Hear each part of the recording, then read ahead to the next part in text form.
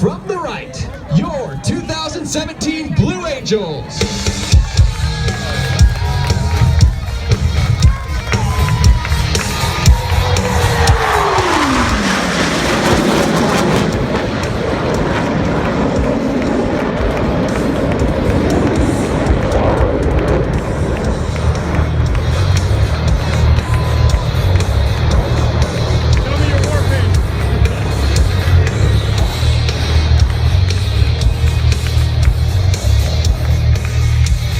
One of the unique demands placed upon naval aviators is that they be able to land their aircraft on a ship at sea.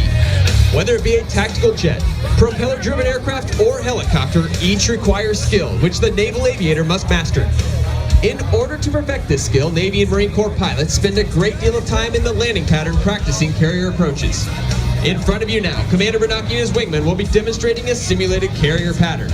Approaching the runway from the right, Commander Bernacchi is ensuring that the landing checks have been completed and that each aircraft is in fact ready to land.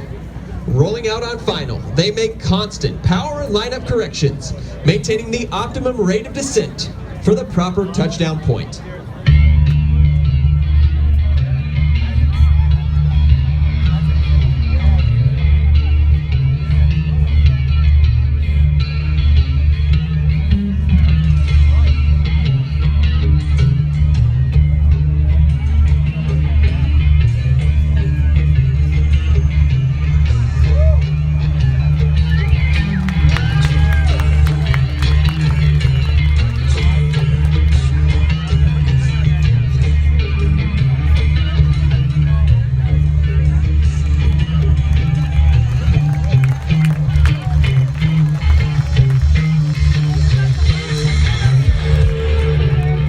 The demonstration pilots that you have been watching perform here this afternoon are but a small part of the Blue Angel team.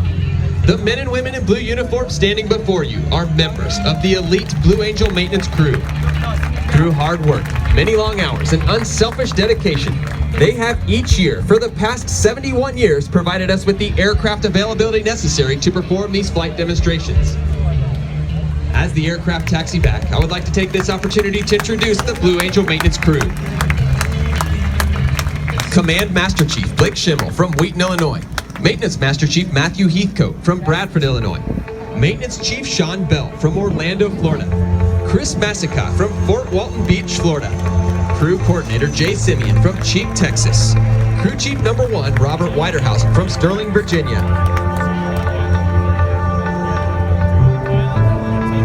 First Mech Sean LaCursey from Phelan, California. Crew Chief Number 2 Sarah Shank from Rogersville, Tennessee.